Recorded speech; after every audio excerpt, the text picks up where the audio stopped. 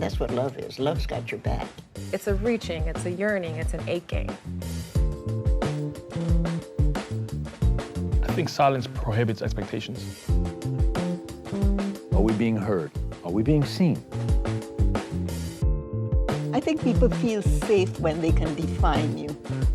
We created this show because the world is changing. My first guest is a living legend in the world of documentary and street photography who has changed the way we see the American inner cities. Winner of countless awards for his work depicting the 90s street gangs of East LA and poetic scenes of 80s Spanish Harlem, his photos can be found in museums across the globe, from Helsinki to Harlem. But he's a Brooklynite through and through. Author of 7 books and now an NYU professor, he's a great storyteller, photographer, and friend. Please welcome Mr. Josef Rodriguez. My next guest is a Nigerian-Canadian creative director who's pushing the bounds of visual storytelling.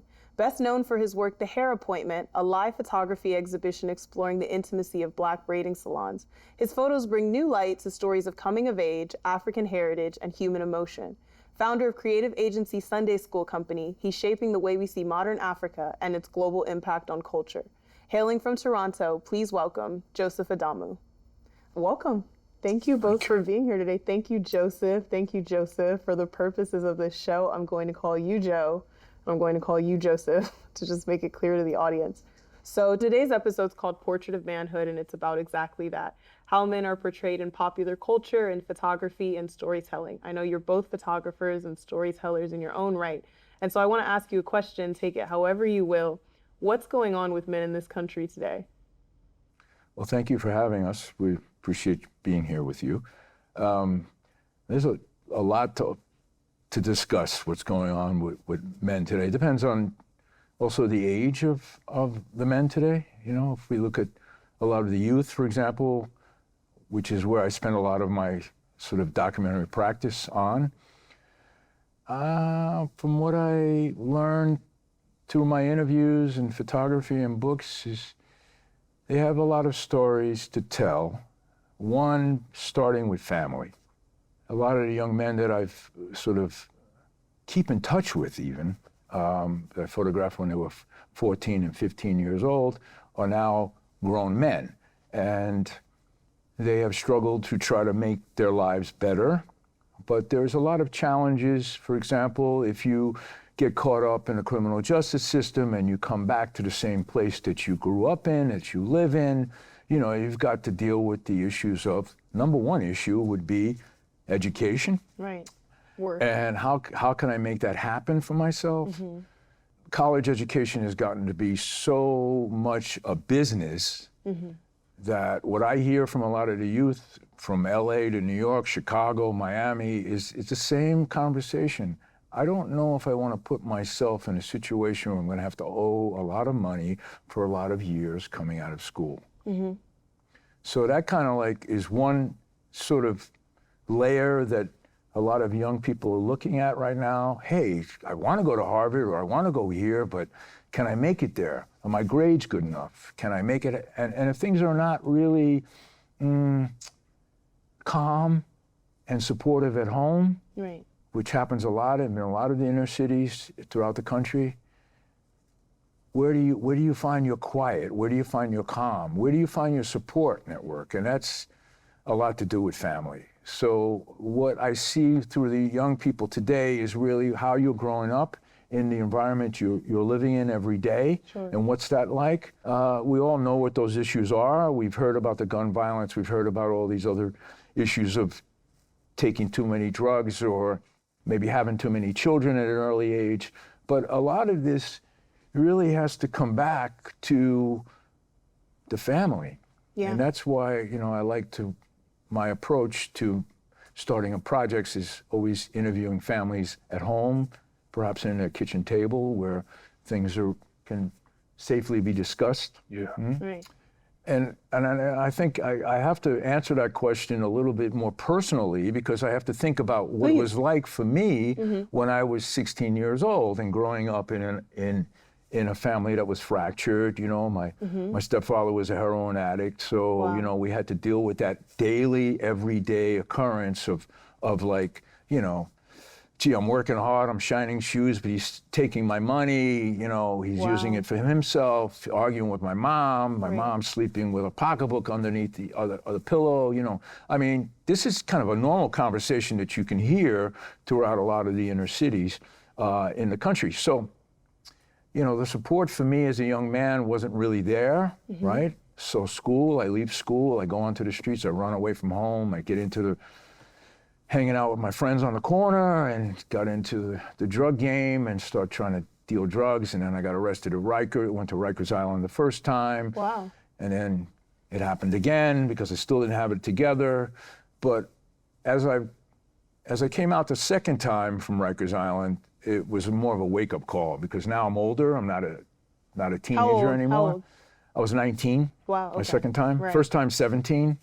Wow. Yeah, and that was just horrible. What happened in Rikers Island to me. I was sexually assaulted. You know, this is all that trauma. So more trauma at home, then more trauma in the criminal justice system. And that's how you came of age. And that's how I came of age. Wow. And then, you know, so using drugs was like Billie Holiday would always sing, you know, the white lady, heroin, she's talking about, it takes all pain away, at least for several hours. But then, you know, I got caught up again. And so at what point do you pick up the camera? actually, the second time I came out of Rikers, my probation officer said to me, you better get a job. So I got a job working at, was now called Macy's, downtown Brooklyn, was Abraham and Strauss. So while I was working that job, I was trying to expand my mind and sort of look into different ways of sort of dealing with the negative and turning it into a positive. And so school became something I had to sort of look at again. I had to get my GED and it's sort of, so it was really in steps and stages. But I would say that after that job, I got another job working at a shoe polish factory in Bedford-Stuyvesant. And then I would be walking home, and in walking home on Bedford Avenue, I noticed the Brooklyn Children's Museum, and there was an African-American photojournalist by the name of Buford Smith that was teaching this class on black and white photography. Wow. And I just grabbed the opportunity, and it was a weekend class, and he taught us how to make our own darkroom. And now I leave my neighborhood and I move into Fort Greene, which was no party then. It was really very dangerous and very tough place. Right. But I started using the camera in an amateur way. I started shooting buildings and trees and afraid of people, always afraid of people. Wow, yeah. And started to shoot. And so that gave me something more to look forward to than just a job. Yeah. I can create something that's mine. Even though I was an amateur, but that was the beginning. I think, I want to bring you into this conversation, Joseph, because you're not American. Nah. You are Nigerian-Canadian. And so you have actually come of age in this country. I would say, how old are you now? 29. You're 29. You moved here in what, 26. 26? Yeah. A few years ago, yeah. You came here at such a pivotal age as an artist and as a man, and your experiences of manhood and American manhood are so different. And so what is the story you see of the American man, and how did it sort of differ from how you grew up or your upbringing? Yeah, I think coming here from Toronto, Canada, from a Nigerian-Canadian home, very specific, there was a lot more of a welcoming to diversity where I'm coming from. In Toronto, yeah. Wow. So coming to New York City specifically, I did see the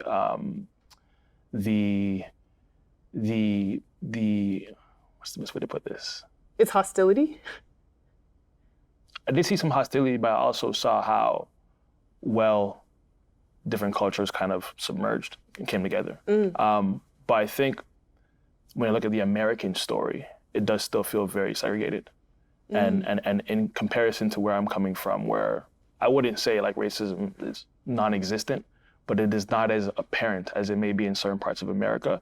It kind of opened my eyes a little bit, and I had to really think of things from a different perspective. In what way? Like you came and suddenly you're viewed as a black person, and it doesn't matter where you came from, what the origins were, you're a black man now in America. Right, whereas so that suddenly it's yours, like that's 100%. your experience. Yeah. Whereas in Toronto, very similar to London. You come from Nigerian origins, you come from Ethiopian origins, you come from Albanian origins, whatever that may be. I had to kind of adjust to that, and I had to make room for that. When my storytelling, a lot of it is inspired by my African origins and how that blends with the Western world.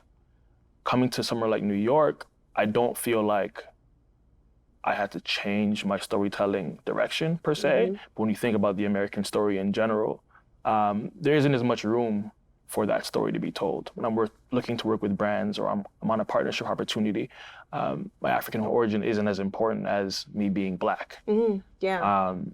And that vibrancy that I've always had in me is sort of disappearing in some ways. So I use my personal projects, my personal storytelling, my agency, Sunday School Creative, to really emphasize and exclamate that importance of origin stories.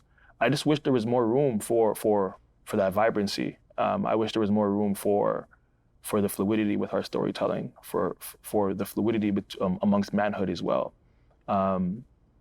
So I'm still figuring out what that American story is when it comes to we all are still figuring out the male perspective. And just listening to Joseph speak about his experiences and so like listening to a movie in a way, you know what I mean? It's very cinematic. So you take as you're giving as well. Well, you know what I love? I'll just intervene on that.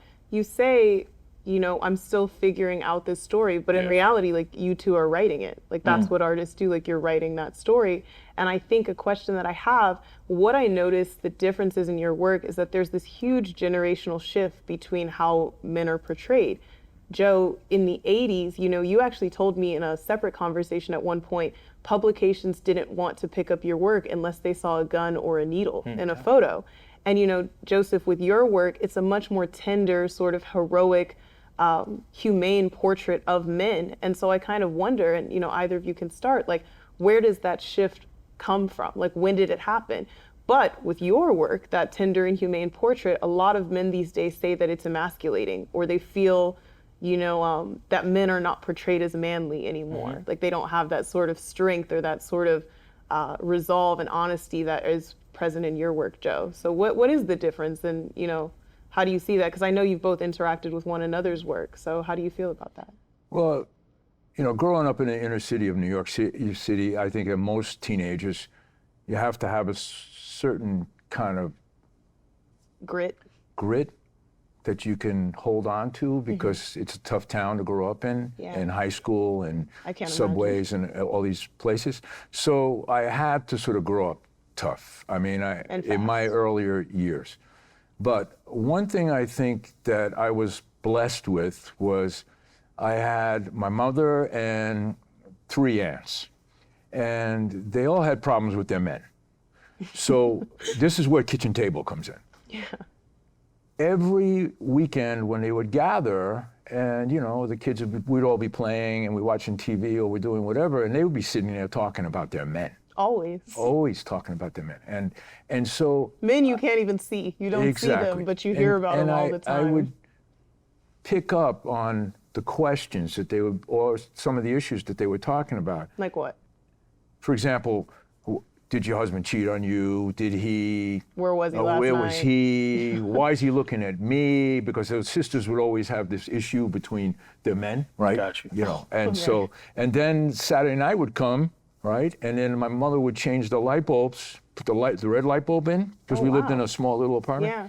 Put the curtain up, and Dinah Washington would come on, and so they would start dancing slow, and everything was great until Budweiser came in. And when Budweiser, that's the beer of America, would come in, and then after a few drinks, then the tensions would start. So a lot of this real life that was happening in front of my eyes as a 7, 8, 9, 10-year-old, kind of stayed with me. It's cinematic even as you describe it now. Yeah, the red light. And so I just think that learning how to listen was something that I guess I picked up on as a young person. Right. And having that heart, because I grew up Christian and Catholic, we're always supposed to help the other, right? So, and I didn't like seeing my mom get abused and hit and all those other things. Then when she would cry, and so all that pain would go into my heart. And I didn't know that all of these real life episodes were fueling what I'm going to care about later on with my photography. Right.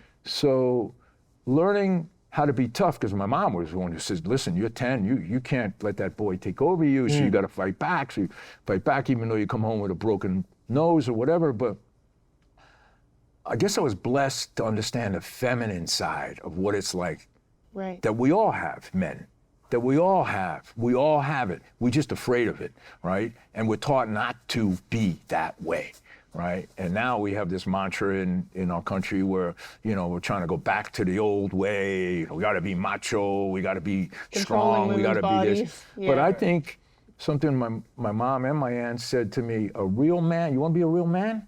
Then you got to be a father to your kids. And that's a place that I did not come, we didn't have that in our families. America, hear that. You want to be a real man, take care of your kids. Yeah, and I think that's really important. Yeah. But I think for my work, there's two sides. I guess it's a Gemini in me, so there's the feminine side, and then there's the male side. So I look at subjects, I'm asking you, how do you want to be represented? Right. And so, in LA, I'm talking to gangsters and kids walking around with big guns in their hands and feeling King Kong and doing all of that. But that's the choice of how but talking to their mothers, I got a different side of the story. And sitting there with them eating dinner, you get to see the son who listens to the mother. It's a very different approach than a lot of the photographers that I was sort of emulating of the time of the 80s. A lot of Magnum photographers, a lot of guys who were real macho. They would go in and shoot the guns and shoot this and shoot that. But it's almost like shooting an addict, for example. And myself being an ex-heroin addict, I know what that addiction is, those challenges are to this day. But you're not going to tell me that just because you're an addict, you can't love your kids. Dehumanized, right. And the way I would see the images, and this is where the editors come in, was always about how we were, I'd open up the Daily News, I'd see who got murdered, who got thrown off the roof, and why we are always this terrible group of people, Meanwhile, I stayed doing East Side Stories, Gang Life in East LA. I started in 1992. Well, guess what? I went back after 20 years. I went back after 22 years. Now it's 25 years where I'm photographing and I'm interviewing these young boys that are now men or now fathers who have changed, are bus drivers. They're not gangsters. Wow. So what I've been trying to tell the editors from the 1980s on is that we have a different perspective on how to tell the story. Right. We're not going to shy away from what the problems are. If there's gun violence and somebody dies and the parents are asking me, please photograph because it's important, but there's another side to that story, and the story is redemption. People do change. That's the American narrative. That's what we are. Look at our literature. Right? Well, that's the thing. I'll pass it to you, Joseph, because your work similarly begins in the home. I know that you love coming-of-age narratives that are about bedrooms and basketball courts and really home life. And similar to what you just said, Joe, like it starts at the kitchen table. Like where does home come in the story of manhood in your work? I think the importance of home starts with the root of a lot of our learnings. A lot of the things we learn begins within the home. And it's such a sacred space that I feel like a lot of us are authentic.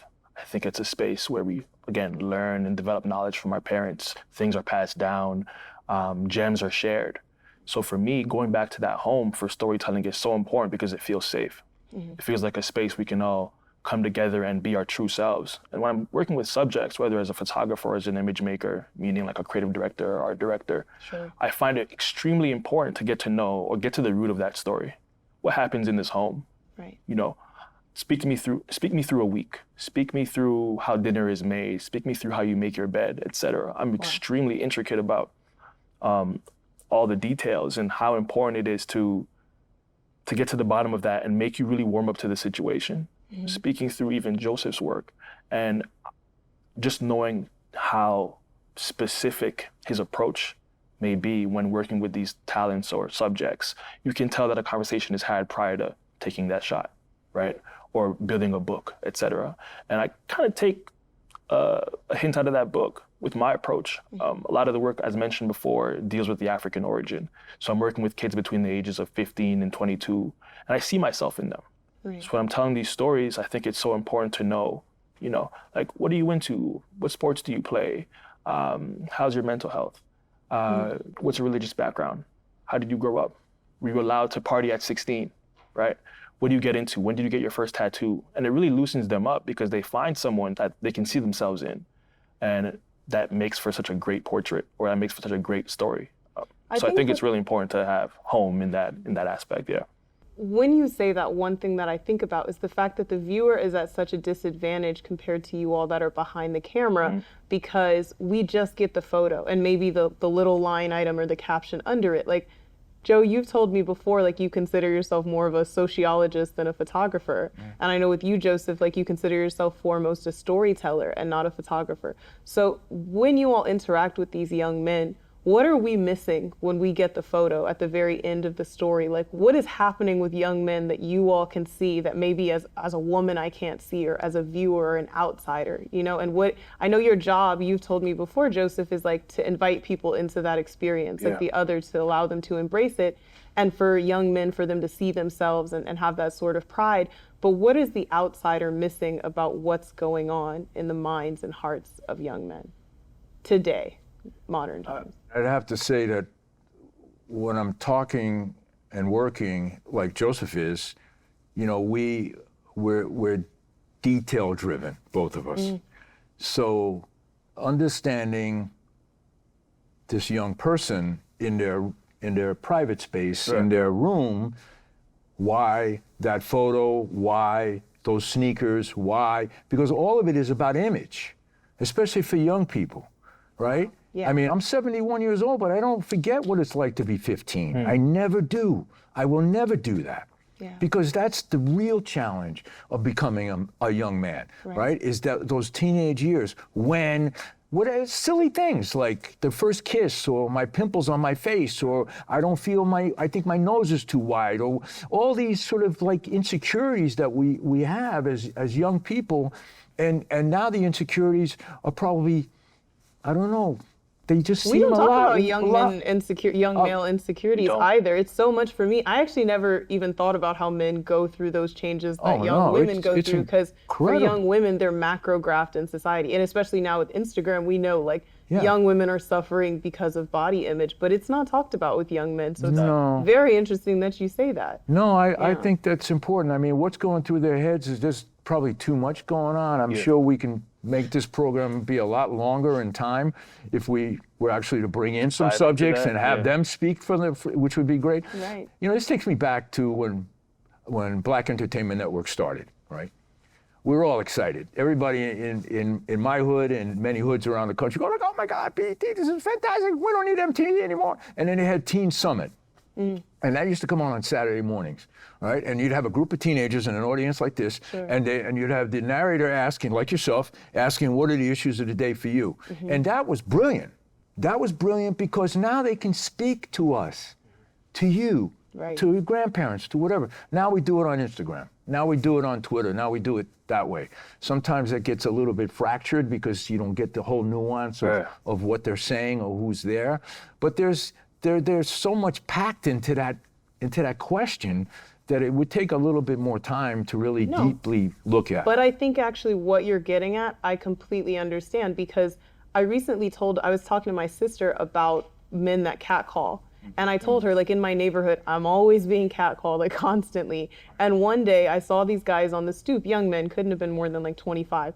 And I just talked to them and I said, good morning, after they were catcalling. And I was like, listen, you don't have to talk to me like this. I said, you can just say good morning. And they were like, oh, my bad. And suddenly were shocked. And I told my sister, sometimes I feel partially it's misogyny, patriarchy, yada, yada, yada. But it's also when you don't feel like what you're saying is important or that nobody is listening to it, you'll say anything. And suddenly when you engage and you talk to people instead of past them or around them, they find like, wait, what I say matters. Like, this is a person that feels things. And maybe you can argue, oh, is it a woman's responsibility or but for me in that moment, it was just like, I see you. I see you on the stoop. I see you when I come home. I see you. You see me. We can talk directly to one another. And it was also this idea, I don't fear you.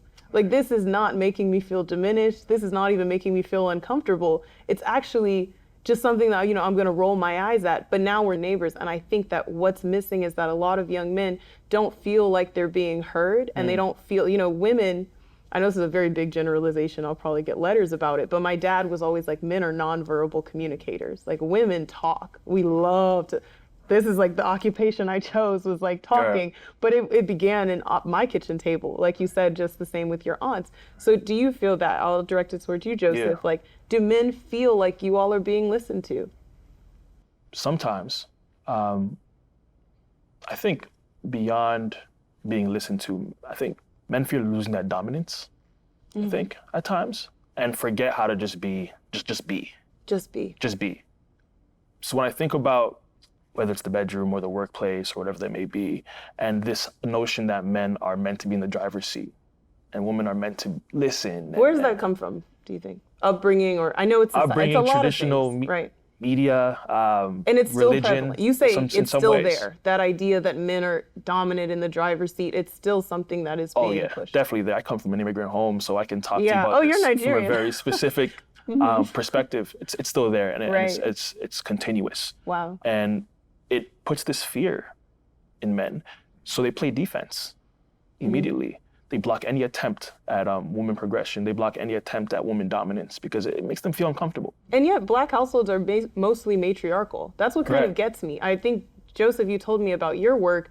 In order to access these gang members that you accessed in East LA, oftentimes you would go to their mothers. Is that correct? Like, tell me that story. I love that story. That's totally correct. Yeah. I mean, I would just go to high schools in the city of Watts, for example, and just hang around the high school and then meet a couple teenagers that would be open and say, well, if I'm going to work with you, and this is when they got a little thrown off. Well, first they asked where you're from. I said, well, I'm from Harlem, I'm from Brooklyn, I'm, oh, this guy's from there, okay, good, but I need to talk to your mother. Wow. And if it's not your mama, I need to talk to your grandmama, because that's the way I want to start, and that's the way we kind of started. We can talk about this a little bit in, but how the whole project kind of started. But I wanted to come back to something that you raised right now, which is what young men think and where they are. And I can remember when I was 18 and I had a girlfriend and we first moved into our first apartment in Fort Greene. Rent was really cheap, so we can do it. And I was still messed up. I was on methadone at the time. She was going to City College and studying anthropology, and I had nothing. Literally, I had a factory job at the time, and I'm just on, this medicine every day, and you become trapped to that. And I was intimidated by her because she was going to school. Speak on it. And that is a huge thing for young inner city brothers right now. Yes. Because, and this goes way back, right? We're talking about the 70s now. And so, what do? I didn't love myself, first of all, because I had to figure that out. It took about 10 years to figure out, this is a different Joe talking to you. I had 9 lives before that. Right. So, I'm hitting her. I'm abusing her. Yeah. Not to the point where the cops came or anything, but, it was definitely not in the house. The thing to do. Hit anyone, first of all, especially a woman. And having 2 daughters, But I went down a rabbit hole, a real dark space. Yeah. And she finds another friend, a boyfriend in our class who's African American, and he's got something going on, and I don't have anything going on. And I have this dream, and this is a true story. I have a dream that she's gonna come to the house and from school and say, it's over, we're not gonna, and that's really what happened. And so I went down this rabbit hole, we broke up, and she went on to do her life, and that's when I made the change. That's when I started to go deeper into myself to try to figure out some things, and reached out to some therapy, and there was a lot of work for your boy to do. I had the anger problem I had to deal with, I had to deal with the education, the lack of this, and then once I got off methadone, that was probably tough to do, but it was more about changing the mind, right? And that's what I've been trying to, I'm not an activist, but through a very humanistic sort of platform, using my photography to kind of let these young men look at themselves, because East Side Stories, Gang Life in East LA, that book is throughout Los Angeles and California and Arizona, has been used by many of these men and women to help them kind of look at their lives and maybe kind of change the direction of something. Because that's what it's always been about for me. But learning that practice, which I then share with my daughters, who now are going out with a young man who doesn't have, and he's abusing her, and I was there. It was a little bit tense when I was there in Sweden with my daughter and her boyfriend, who was really kind of talking bad to her, and I almost got violent with him, and my daughter stopped me, because all fathers are going to protect their daughters. That's it. Don't touch my daughter. And so, but then I had a very serious conversation with her later. Right. And that's when I expressed my story to her and said, you know, when a young man does not have a goal in his life, a positive goal, an education, a good job. You know, the interesting thing in the 90s, especially in New York, you saw a lot of these young men, they weren't out there shooting people. They were out there working. They had money in their pocket. They can buy some clothes. They can do this. They can do that. You feel a sense of, especially for men, you feel this sense of worth. And ownership. And ownership. I mean, why are we having all these suicides in the country? I mean, look at these older men. White, black, purple, it doesn't matter what race you are. It has a lot to do with where you're standing in life, right? And if you have too much on your shoulders and you can't afford to give or do what you're under that weight. That's it. You're cracking under the weight. Exactly. Well, Joseph, I think this is really interesting because for Joe, a lot of your purview and your work, it's men at the lowest point often in their lives, or at a turning point. But Joseph, your work a lot of times is men on the mountaintop. I know that you just shot a huge project with NBA players, and it's like, what is it like to be, you know, around champions and people who are, you know, they realize the American dream, they're at the height of that success. That's a very different portrait of manhood. No, definitely. I was the production designer on a Showtime project not too long ago that had to do with NBA legends, and I think my biggest trick when I'm working with anybody, regardless of them being NBA legends or my neighbor back home in Bed-Stuy, is to meet them where they're at and to just try to pull out that inner child they once were with very, very simple questions or just checking in. At the end of the day, they once were 7 years old. They once were 15 years old, going to high school basketball practice, trying to figure out where they're going for college. So just kind of like nibbling at that, and trying to get a better sense of who they are at their core is always really important for me. I don't necessarily look at them as these massive figures or these NBA greats, even though I respect them as if they are. And it really helps the relationship, and it really helps with, you know, where they're positioned on camera or what kind of. But how different are they from, like, say, the young 17-year-old boy that you just shot in their bedroom? You know, it's like they are, when people think a portrait of perfect manhood, people are thinking of, you know, the LeBron Jameses of the world, the Barack Obamas, like the men that made it to the mountaintop and realized and did what they said they're going to do. That's very different than the one that's just coming of age or struggling to make ends meet or, you know, facing recidivism after Rikers. Like, those are two very different kinds of men. And that one is glorified so much that I think to be able to have that up close personal experience, what is it like? Like, what is that? And it's not what are they like personally, but what is that kind of manhood? Is it a fiction? Like, when you experience it in real life, like, is it even real?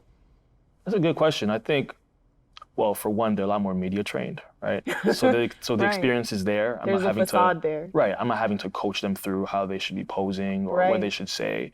They're often prepared with that. But I think, honestly, like, I still kind of speak to them very similar to how I'd speak to the 17-year-old boy. Because I was once the 17-year-old boy, and so were they. Again, I don't have to hold a hand, so it isn't the same as talking to somebody that I'm doing a personal project with. And with the lights, camera, and action, like, you don't have as much time to get into the nitty-gritty of their upbringing or figuring out, you know, when they last were on film or whatever that may be. But I think the conversation still remains the same. It remains constant, especially because a lot of the time you're dealing with people from the same community. So these are Black brothers that, you know, come from inner city communities and whatnot. So you speak a certain language, if you get what I'm saying. Yeah, they made it up. When it comes to those things, exactly. So I think for less pressure on myself and to just really understand the importance and magnitude of the set or the conversation, I allow myself to just really breathe and just approach it like I'd approach another conversation in a much less tense environment. And that's always helped me personally. I don't necessarily look at it as, okay, this is LeBron James, like, be very careful about what you say. Of course, you approach it in a very specific way, and you tackle certain topics. But for the most part, I look at it as LeBron James, 17 years old in Akron, Ohio, you know, and what would you say to him if he was much younger than you, or what would you say to him if he was the same age as you? And it makes the process much easier for me, and I've applied that to almost everything I do.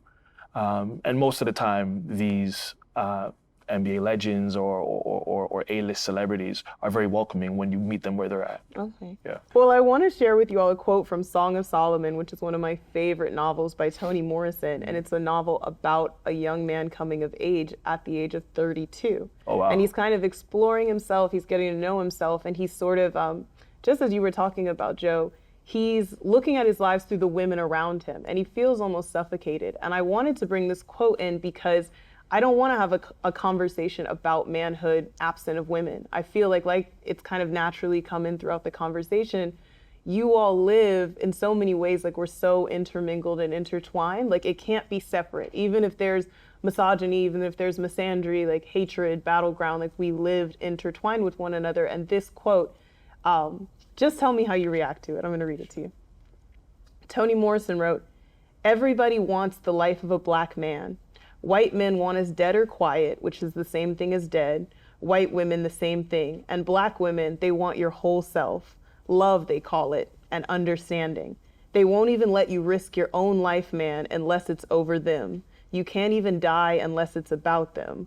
What good is a man's life if he can't even choose what to die for?" So I want you all to interact with that. What is it about choosing how you die, or kind of what you were saying about that moment between you and that young woman? Like, women, they just kind of they just want you. They want your whole self. They want you to be present. We kind of talked about it in my last episode with Nikki Giovanni. Do men feel suffocated by the love of women, by maybe expectation or pressures from the outside? Like, what is that? In my case, I can remember my girlfriend saying to me, "What are you thinking?" Yep. What do you think? Love that question. I mean, that is a classic. My wife's telling me that 22 years. What are you thinking about? Now I can articulate that. But then I didn't have the tools to be able to even look into myself.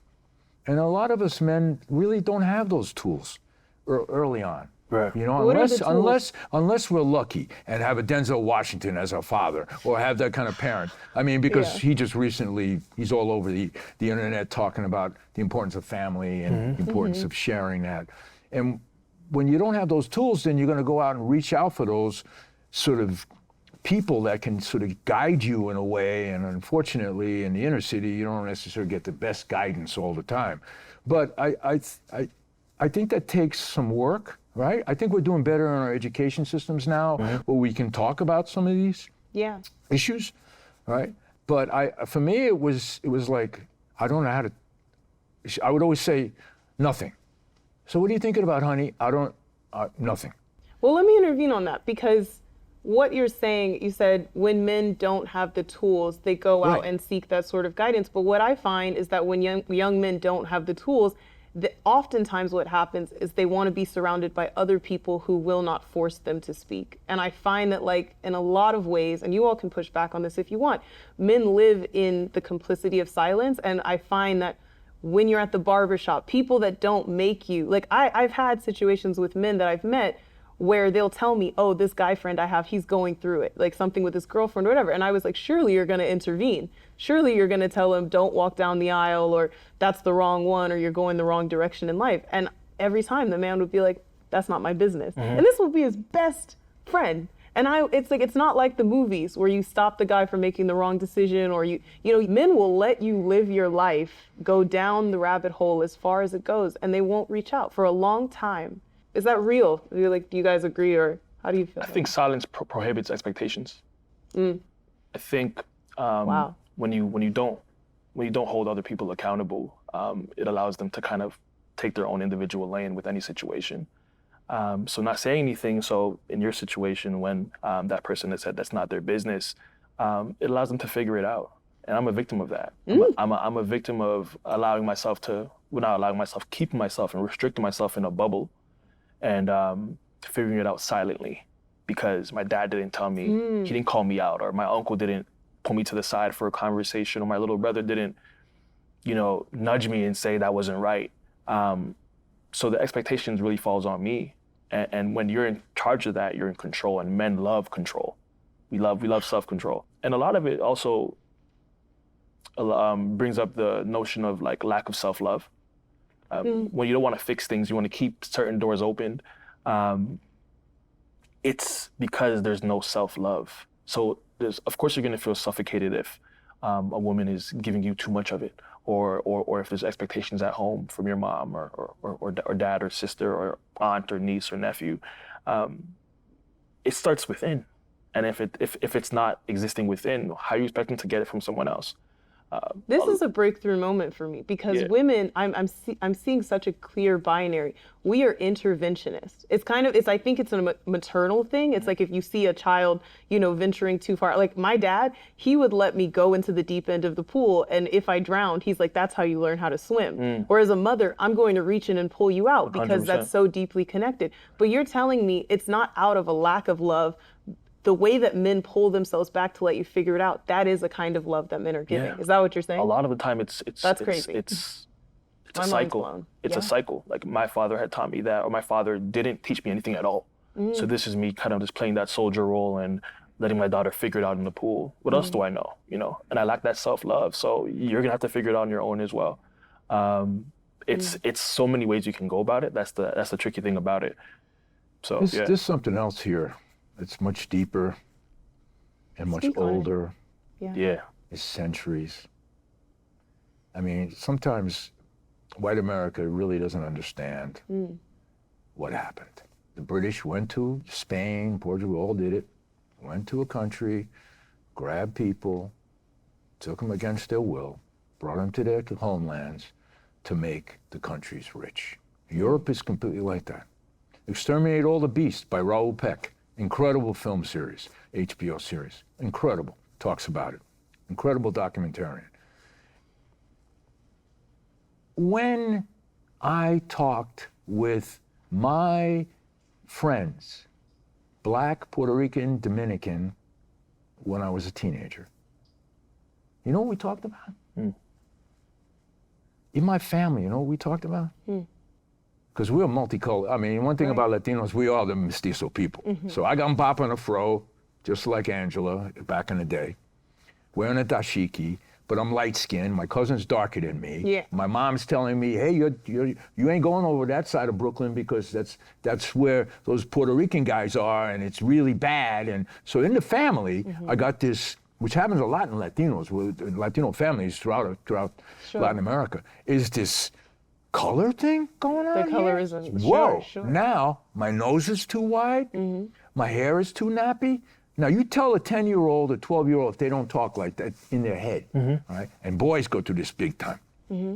Why we need to all of a sudden at 14 years old have a six-pack now, right? We need to right? Because we have to be tough on the street, plus look good for the TV, which is the images we But I want to bring it back because I don't want to miss what you were saying earlier about Europe. About what happened. You're saying that we're missing something that happened that's very critical to the way that men act. In America, we don't understand where we come from. I was just talking to the taxi driver about that. I mean, first of all, my family was slave. I mean, I went back and I did Ancestry.com. I can tell you the lineage of my bloodline and all that stuff is amazing. So we came through the West Indies. So that means we came through slavery. That's no doubt.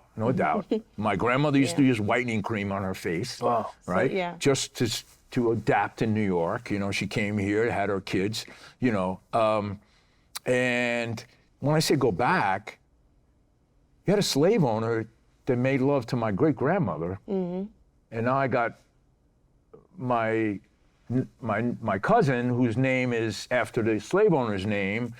So you're now a part of this sort of white heritage because your name is Wilson. It's not, an African name or something like that. We did it with our religion. That's where Santeria comes from, right? So this changes the psyche of a man, especially a man. Right. And I can bring you to a film by Charles Burnett in 1978 called The Killer of Sheep. I would recommend that film for anybody who wants to see what what a hardworking African-American family has to deal with. Yeah. Don't have guns, don't have drugs, they just trying to stay alive.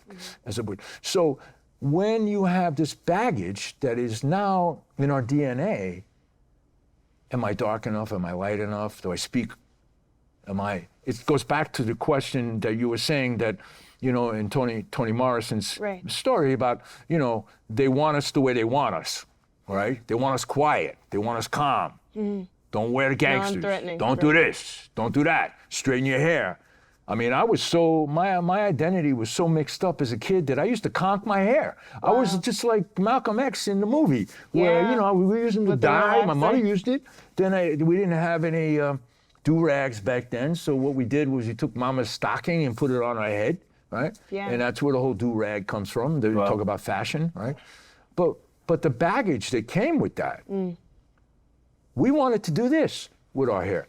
Right. As we saw in the TV commercials when we were kids, right? The nice blonde. I want to shift this because Joseph, you are Nigerian-Canadian and you have direct roots to Nigeria and to Africa, and it plays a lot in the work that you do. It's a lot about young African men and coming of age, and when an African becomes an American or when an African becomes a Canadian, and that sort of global diaspora. Does that pride do something for you? Is that direct line home? Does it give you a sense of groundedness as a man that you think Black Americans maybe don't have? It definitely comes as a privilege, that sense of belongingness. And tribe. What tribe are you? 100%. Idoma. Idoma. Okay. IDOMA. It's a very, very small part of Middle Belt, Nigeria. So it's adjacent to Abuja, the capital city. I've been there a few times, and I'm still really, really, really regaining my relationship with my roots because I was born and raised in Canada. Right. I think the most important thing that I've been trying to establish through my work is that sense of bridging the gap. So, the Western world, there's this massive growing population of first generation and second generation Africans. Yeah. But a lot of the time through American culture, or just Western culture in general, whether you're in Canada or the US, it's often washed away from Monday to Friday when you're at schools. Right. Or then Saturday to Sunday when you're at church or the mosque or you're at the African party or wedding, you regain that feeling of what it is to be from this rich culture. Right. But there's still that battle between Africanism and the Western world. And I love basketball, I love hoop culture, I love sports, I love soccer, football, baseball, and the amount of culture that's within that. But there's also that part of me that's extremely deeply rooted in my native tongue, my native traditional wear, my native foods. So mixing those two worlds is so important for me.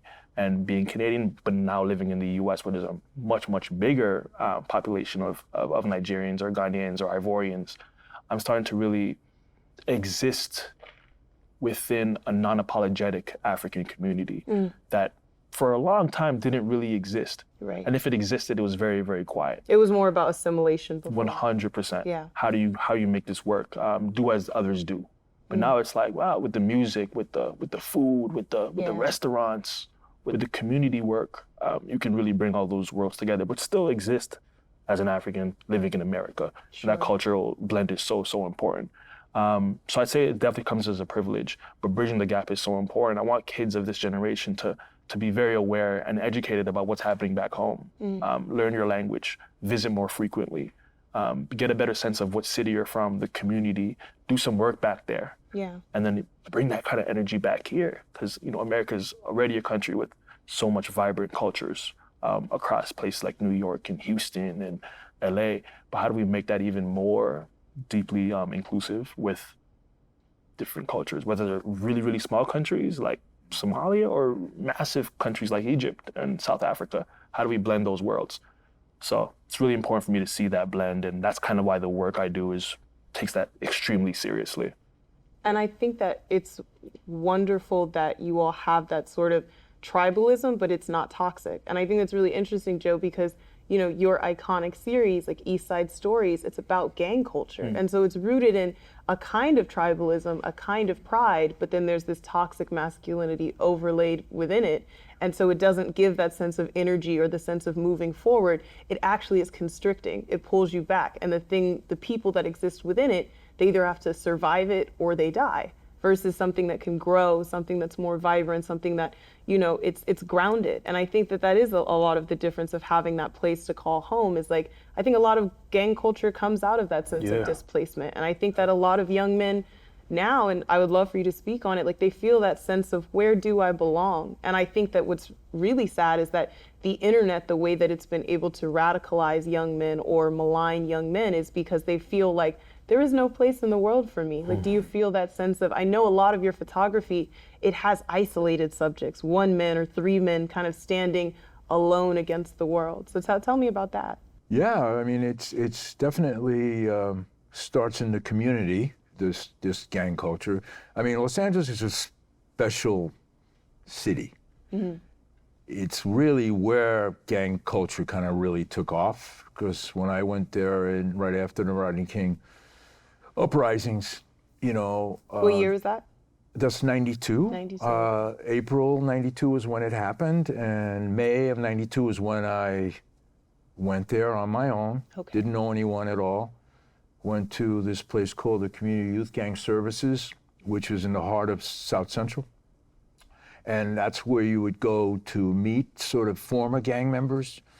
There were lots of young men trying to change their situation through employment, through education, and it still exists, actually. I went there for 10 straight days. Wow. And everybody who was coming in with the big boy, what we call the big boy money, you had the Wall Street Journal, you had USA Today, you had Time Magazine, and I was working for a small little communist newspaper in Sweden, and nobody was like, who you work for? But what opened the door for me was I came from New York. So an ex-gang member brought me into Watts and into his neighborhood. And he said, do you want to meet the homeboys? And I said, yeah, I want to meet them, but I don't want to meet them. I want to meet the grandmothers. Right. And so my first week I'm there, is I asked his grandmother, I understand there were riots in 1965. What's different between the riots in 1992? And this is what I love about my job, is I didn't need to read anything, because I seen it on TV. I remember the 60s when Martin Luther King, every person that got assassinated, our streets were on fire in Brooklyn. Bedford Avenue was on fire. I remember taking the bus with my mama, and we were going to Williamsburg, and that was when Malcolm X was assassinated, and the streets were just on fire throughout the country. So I had that in my back pocket, plus I read the autobiography of Malcolm X about 5 times. So I had that pocketbook in my back pocket. And so that's the go-to where I'm coming from when I speak to this grandmother, and she started to tell me, we had jobs, it was really good here in the 50s and 60s, Goodyear was here, and this one was here, and that was here. So when you came out of high school, you can actually go work for a factory. Then they started going south, and then those disappeared. Meanwhile, there's no trees in the neighborhood. Meanwhile, there's no pools in the neighborhood. There's very little basketball courts in the neighborhood. So this gang culture kind of came out of the 60s, but the guns weren't there. And so what happened when I got there was that crack was already there, the guns were there, and now cousins are shooting each other in families. But I wanted to understand the history of Watts, not the history of gang culture, right? What happened to this community? What made this community change so radically violent? Because I also photographed LAPD for 6 weeks for the New York Times Magazine, which is a book called LAPD 1994. So, you know, that comes much later, but understanding where I'm standing and who that grandfather is down the street, what was it like for you in the 40s and the 50s and 60s, and learning a lot about from them. And that's when it starts to hit me that this is much bigger than me. Right. This is not just about guns. This is about the social fabric of a community, right? Because I'm meeting people that 3 generations are in gangs. So their grandfathers were in gangs, and then and then cousins, and then, so this becomes a community. This is not just, you know, and then the culture picks it up. It's not just an after-school activity, You got NWA who's there, you got Snoop who's there, and the people are writing and spitting it out every day. And my research, believe it or not, a lot of people ask me how I got involved in gangs. It was first looking at West Side Stories here growing up with the movie, and then looking at New York gangs, and then going there and thinking that I'm gonna have a really nice, cool time hanging out with gang members. It was really had a lot to do with the music. But, you know, Tupac and Biggie, all these great rappers, if you listen to them carefully, they were the newspaper of the street.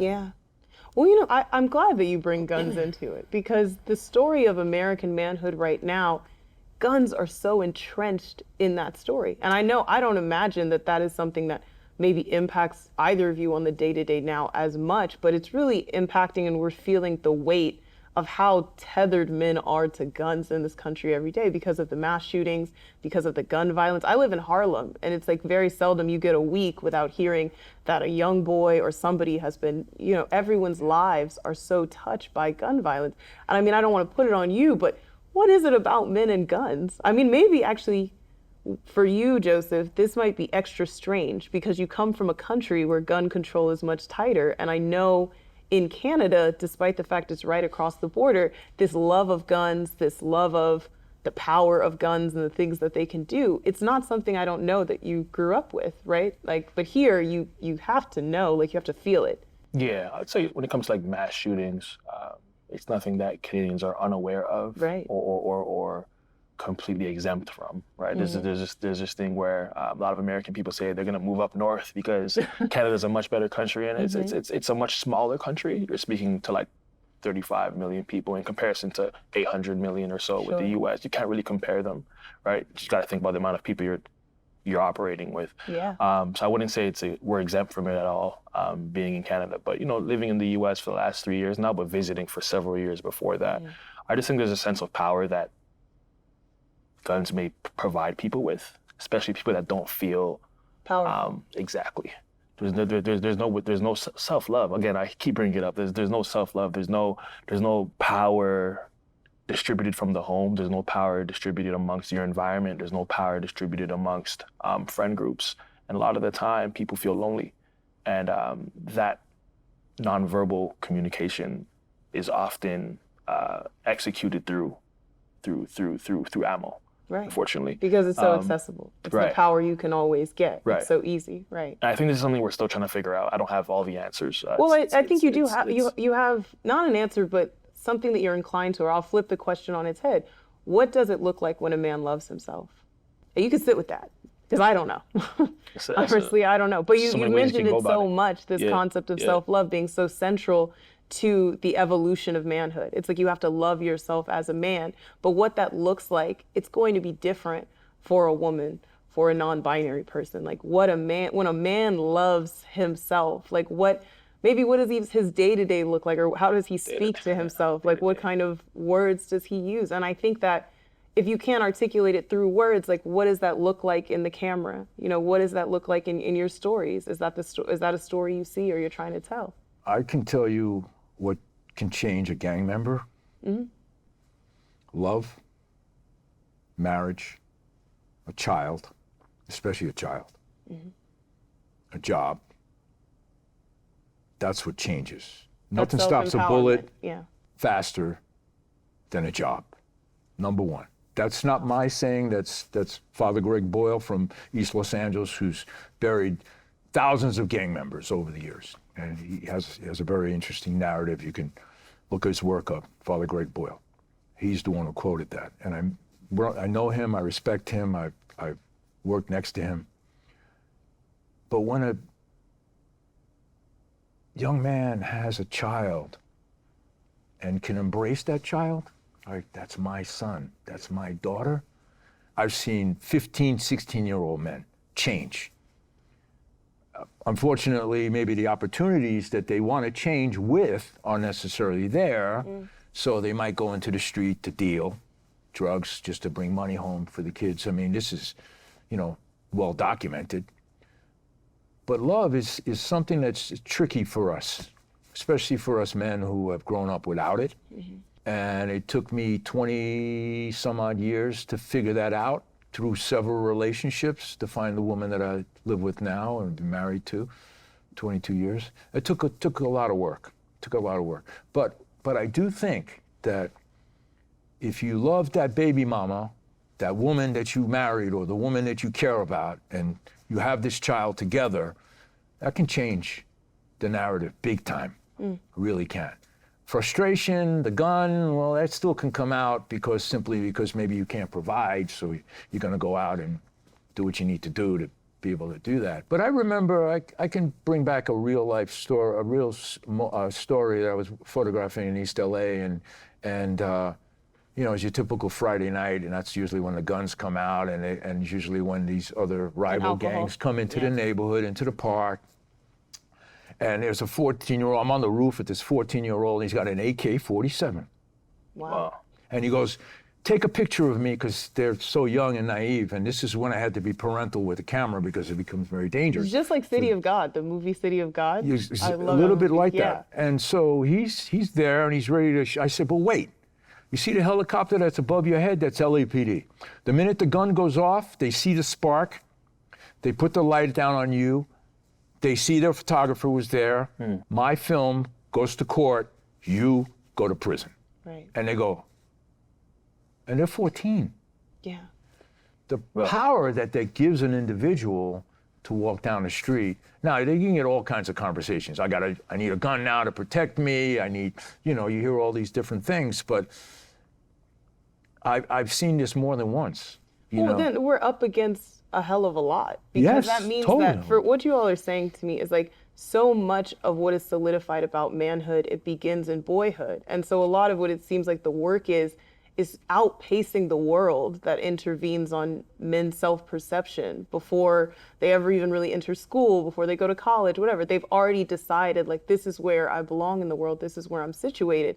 And I think that's what's so beautiful about your work, Joseph, is that so much of it is about young boys. It's like seeing themselves in a different light before the world gets to them and tells them, this is who you are, this is what is expected of you. And so I guess I wonder, like, when does a boy become a man?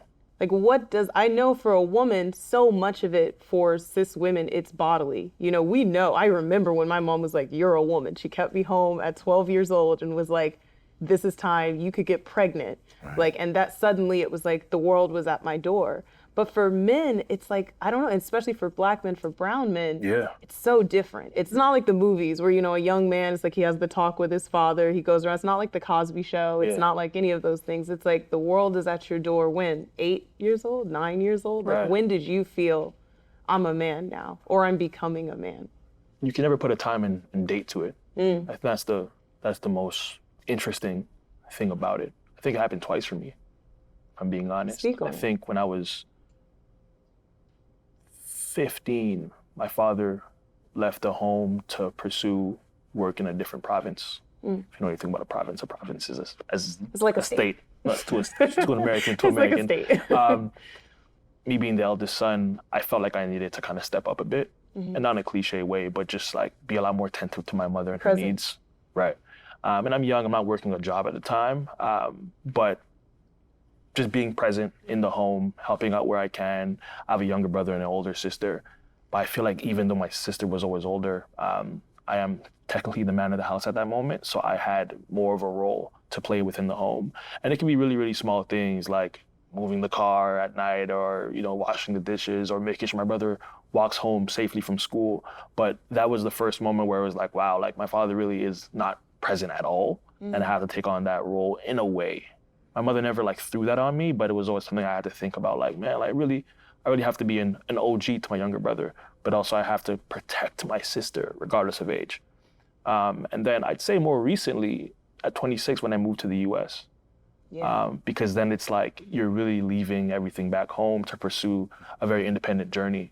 And ironically enough, my father left Nigeria at 26 to move to Canada. So we had a brief conversation about that, actually pretty recently, about the synergy there between both of our lives and how you really leave everything to pursue, the dream. For him it was the Canadian dream, and for me it was the American dream. And we're in two different industries of work in our careers, but I think I respect the fact that it was a decision made at a very similar time. And I always keep it in the back of my pocket when I'm thinking about my purpose and why I'm here. What the work I need to do to accomplish certain things. I try not to stress myself too much and put too much pressure on myself, but I think it's extremely important to know that, there is this foundation you're working upon, and there's this building block that you continue to step upon. So I think becoming a man isn't a moment that is necessarily like a switch. Like, it's not like a switch went off in me and I'm like, I have to become a man now. It's not fiction, right? This is real life. It might be a lot of trial and error. It might be a series of moments that build upon each other. But beyond everything else, just continue to grow. I think a lot of the time as young men, we put dates on things, we put ages on things. We're meant to achieve certain things at a certain time of our life.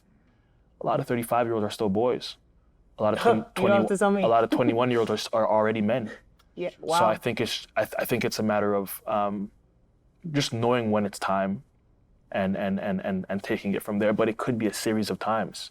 You could get a hint. I love that. I feel like what you're saying, this is the tender portrait of manhood that I love, because I feel like, honestly, for Joe, for you, I feel like it'll be very different because you had an allowance of time and like an establishment of responsibility. And I think that that's the most ideal situation. And I'm sure, I know, being your friend, like there are journeys and tribulations that come with that, but it's still like you're allowed to grow and you're allowed to move at your pace and you're allowed to carry a dream, which is honestly one of the most beautiful things. It's like hearing that people still carry an American dream, a Canadian dream. Like that's something that for me, we hear it so often. We're talking about the failure of the dream, the shortcoming of the dream.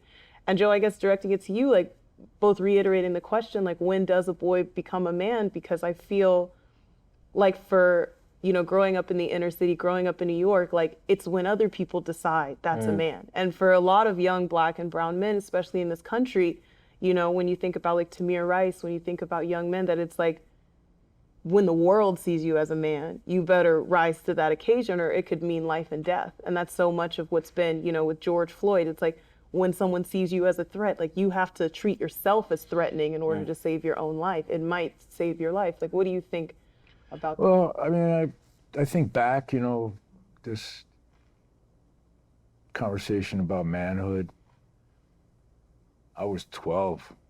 Well, 12. I was 12 and I was thrown into it. I had a father who abandoned me, so I had a stepfather who was not really there. And mom wasn't being helped with just the basics of just survival. So I was told by my mom, you better go get a job at the age of 12. So I started shining shoes, just so I have enough money to buy my own sneakers or, give it a little this and that. Then I became a paper boy and delivering newspapers. And so by the age of 12, I'm changing my brother's diapers. I'm helping my mom with the groceries. I'm doing the laundry. So as a 12-year-old, I'm not on the basketball court with the rest of my friends. And so, I had to grow up hard, fast, quick. And did you feel like a man or did you feel like a boy in man's shoes? No, I was a boy in man's shoes. When the world made me a woman, it was very different than when I began to feel like a woman. No, I wanted to have fun and but I wasn't allowed to do that. So, I was feeling the sense of being suffocated. And then it was tense in a small little apartment. So that was the first sort of door opening to this is manhood. And then from there on in, we haven't even talked about trauma. So you got all this trauma that you got in your back pocket, and you have to deal with that as you move forward. And then things are happening in the outside world where you're fighting with friends. You're getting mugged. You get all this stuff that you can't really share with your mom in your apartment. So in your home, so you kind of reach out for other people that can hear you and see you. Yeah. The way what we just talked about. Which is other men. Exactly. And tougher men. And this is the way it's going to be, buddy. So, and you listen to them. But I think when we talk about the feminine side of Joe, with my girlfriend or friends, not too many, but the ones that I had at the time, I could share my worst with them. I can talk about it now right in front of the camera, but I can't begin to tell you what it's like to be in Rikers Island when you're 17. Right. And sold for a carton of cigarettes and passed around like you're a piece of nothing. Wow. And not coming out of that and not understanding what therapy is today and how we, one of the things that I talk about with my brothers a lot, my closest friends, is therapy. Right? And getting to this manhood that we're talking about, getting to this place that we can find our station in the world, where we can get to our station. And when you can talk about yourselves, because I think Yeah. what you're saying is like that time when you begin to become a man, that's when you begin to start swallowing your feelings and sort of like that complicity of silence that we talked about is like the first thing that happens is like whatever happens, let's not talk about it. Let's not talk about it openly. Let's not talk about it honestly, if we even talk about it at all. And so by the time that you are, you know, actually a man in body and mind, you're 26 years old, you're fully developed, you've already had all this baggage of that complicity in that world. And I'm really glad that you even mentioned Rikers because, you know, that's the invisible manhood that goes on in America is so many men that are in prison, so many behind bars. My father was in prison, my uncles were in prison, and that is so many men come of age through the system. And it's like, yet what we talk about is the men that you can see. But right now, as we sit on this stage, you know, there are so many men that are experienced. I have a prison writing group. I write to a lot of men in prison. And they are experiencing manhood, the joys, the disappointments, the tribulations, the community, the enemies, all of those things away from the world. We can't see them and it's invisible. So when you speak on it, I'm glad. Yeah, I did a story for the New York Times in the opinion pages, and it was about life after 17 years of prison. And so I was in the state of California, which has a large amount of prisons throughout the state. And so I was in a group of men who were all murderers, literally there for murder and doing life. And it's a really interesting group. They have a teaching plan and everything, and it's a little 12-step based where, you know, many of them have had their own problems with drugs and anger management and anger. So it's not just about drugs and alcohol, it's about where you come from. And all of them, tears and everything. These are like serious hardcore guys. Hardcore gangsters, narco guys, and they all talked about trauma before the age of 10. Wow. And that's the circle of 10 men that meet every week, and that's just one small program in one of the prisons in Vacaville, and that just brought me back, right? The trauma that you have to deal with as a young person, and girls, don't get it, because I've done a lot of work with women and women in prison and juveniles in prison as well, and they go through even harder times because, you know, because of their body and everything else that happens to them. You carry that as a young man. I couldn't come out at the age of 17 and tell my best friends of what just happened to me. Are you kidding me? You know what happened to me when I came out at 17? I couldn't even deal with what was in front of me. That's the first time I put a needle in my arm. Wow. I followed my stepfather's footsteps, and we even shot dope together. It was crazy. Wow. Yeah, it was very crazy. So, but the manhood part, how do we get to a better place? How do I get to where Josef came from? Because I always starved for the father that he had.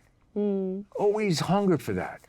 And if you look at my work, you know, it's actually not 7 books, it's 10 books, right? Oh, okay. And so if you look at the work, it's all family driven. It's Joe trying to find his father that he never had, or the mother he never had, and 2 other families.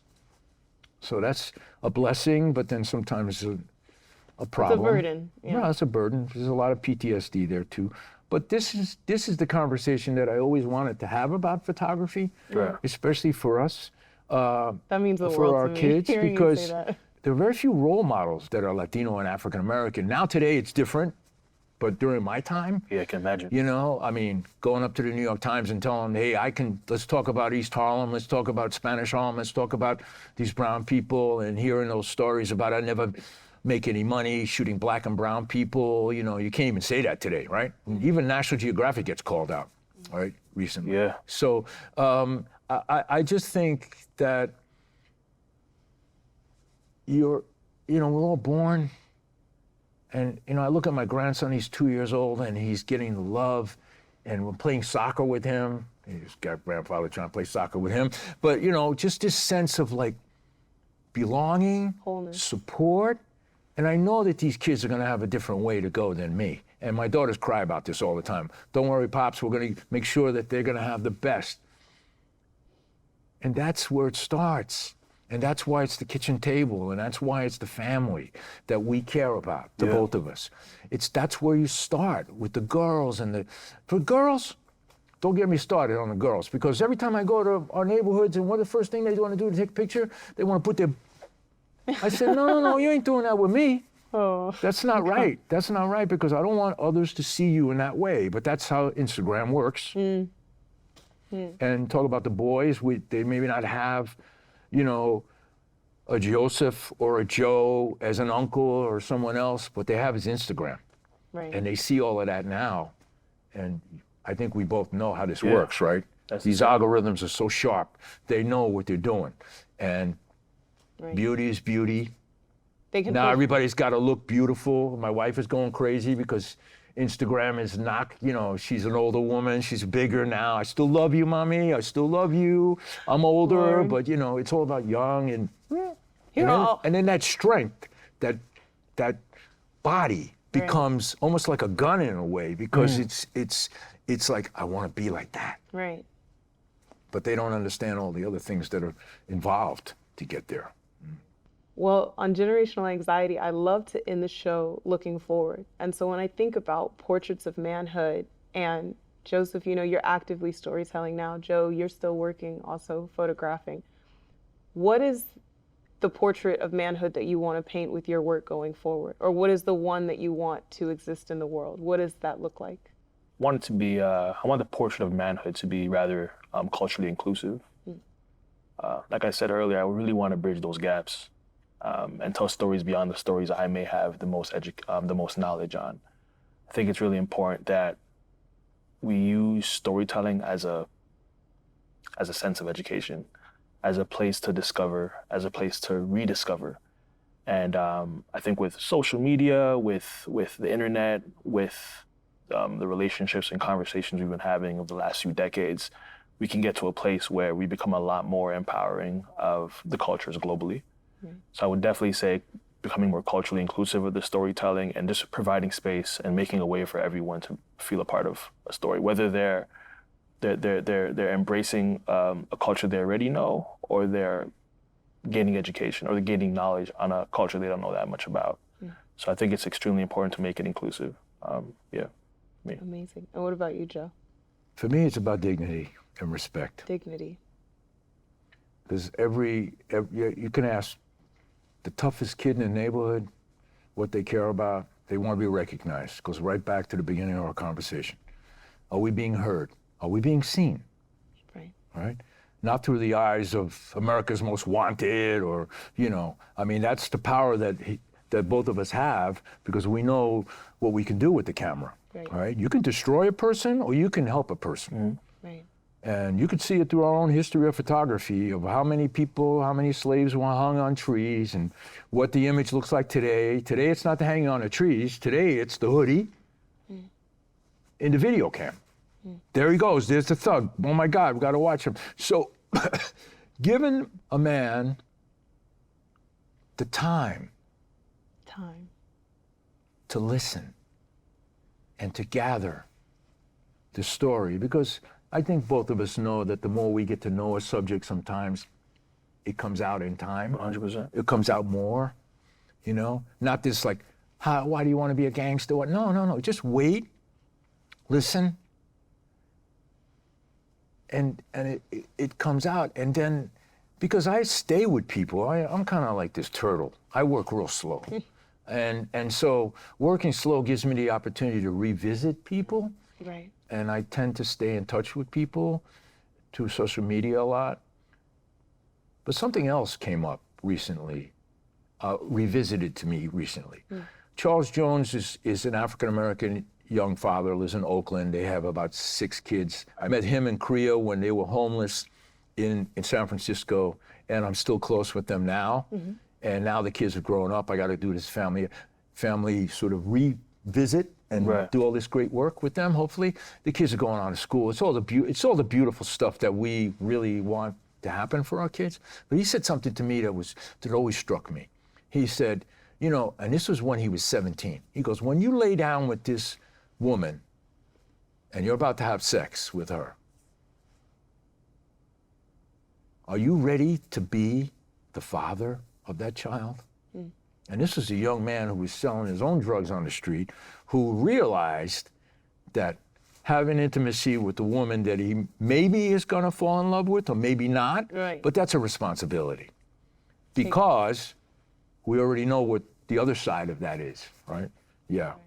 I mean, it's. So the portrait of manhood you want to paint is one that takes responsibility, and I love that. And also in change. Yeah. That is that's who we are. I mean, change from the worst to the best. Yeah. It's about redemption. What this photographer, if you met him when he was 17, you wouldn't want to be around this guy.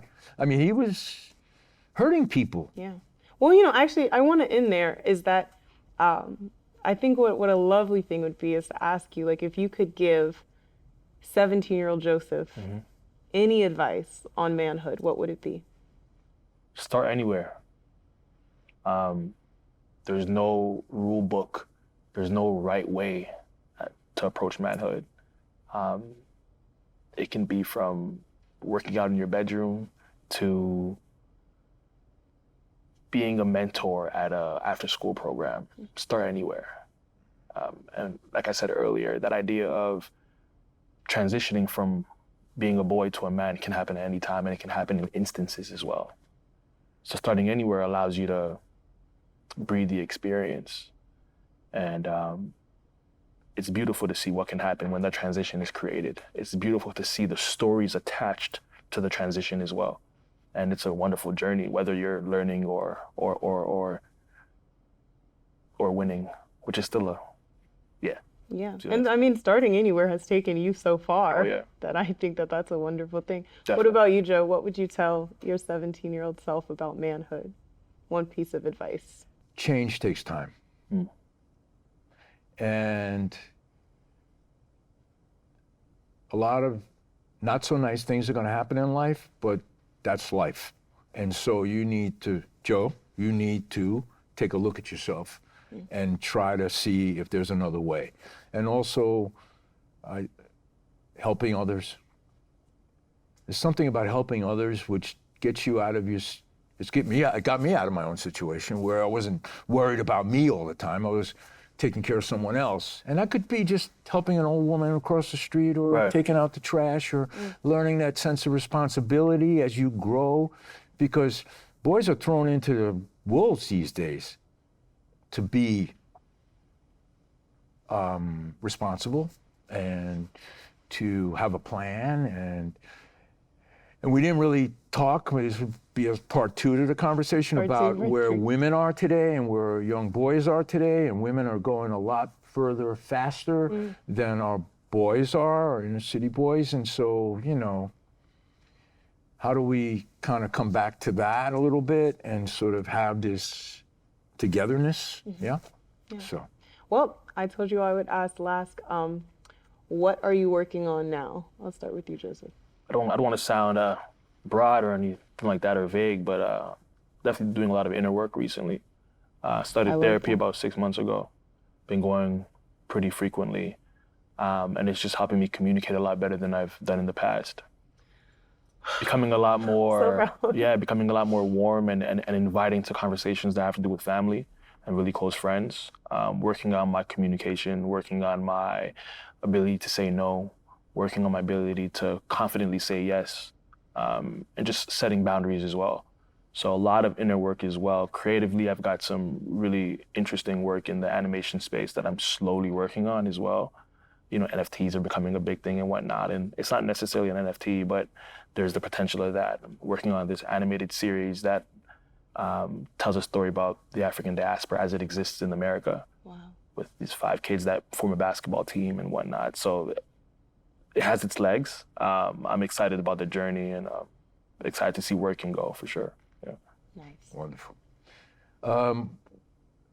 Working on just finishing editing a 10-year-long project called Migrantes, which is following Mexican families across the border throughout the United States. Wow.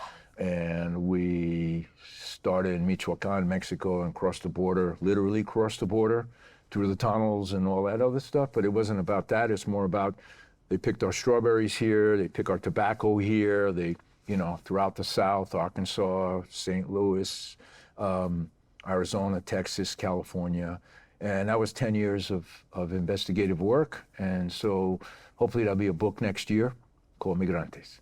Wow. So that's what we're working on. Incredible. Thank you both so much for being here. Thank you. Stick around. Joseph Rodriguez is going to paint us a portrait of manhood. Thank you. When I look at this photograph, it represents a lot of what young boys might be going through right now in the United States, with the culture of guns, the way they are being expressed, and the sort of availability to guns. What we're looking at is a little boy with a plastic gun in his hand. And those were always okay when we were children. But that plastic gun has now turned into something a lot more sinister called a real gun. On my visit to Los Angeles after the Rodney King uprising, I wanted to learn for myself what was on the minds of young gang members and what that culture was like for them and for their families. So I really wanted to get a conversation going with some of the grandmothers or the family or the mothers or the fathers. And my question to this grandmother was, what was it like in 1965 when the riots were in Los Angeles, as opposed to 1992, where there just had been riots in the streets of Los Angeles? And she had told me and showed me where she was sitting watching television with her grandson, and some gang members came and fired bullets into the house and hit her grandson. And the bullet went through her grandson, through his stomach, and hit her in the arm. And while he's at home and I'm talking to his grandmother, I'm also taking a photograph of little Anthony as he's playing with a toy gun, pointing at a cartoon that's on television. And so the photograph leaves me to think, not knowing the family situation, not knowing what his future is going to be like, is he really going to be okay? What is going through his mind? And how will he be able to sort of grow up into a man with the trauma that happened to him and his grandmother? And that's what the photograph sort of left me with.